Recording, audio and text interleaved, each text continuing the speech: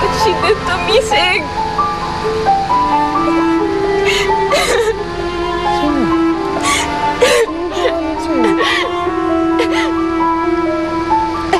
Sino pa ba? Di si Eden.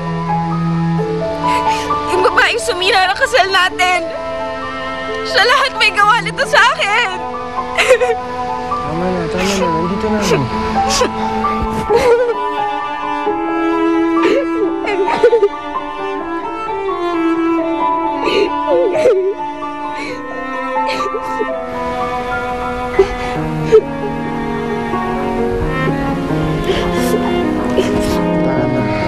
Nandito na ako.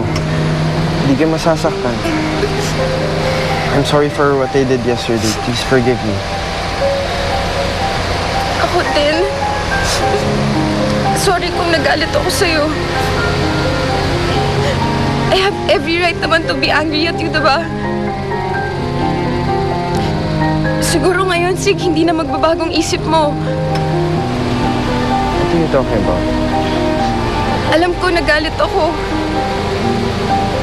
Pero Sig, I can't live without you. Gusto mo kakausapin ko yung magulang ko. Ituloy natin ang kasal, Sig. Kakalimutan ko lahat.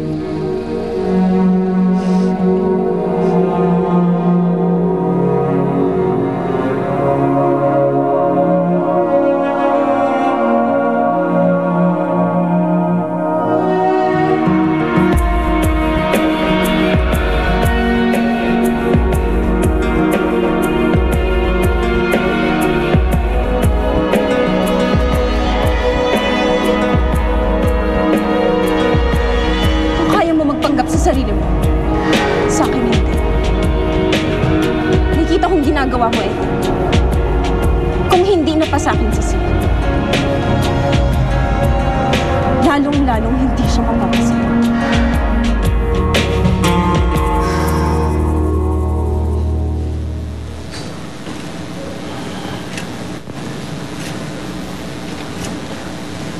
Babe.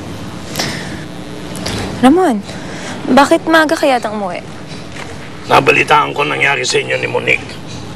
Kung gusto mo, may pwedeng mangyari sa kanya ngayon. No need, Ramon. Ako nang bahala sa kanya. Okay. Pero gusto ko lang sabihin sa iyo, may pinaplano namang katarantaduhan yung mga Saragosa. Ano? Don't worry. Iniisip pa lang nila na paghandaan ko na.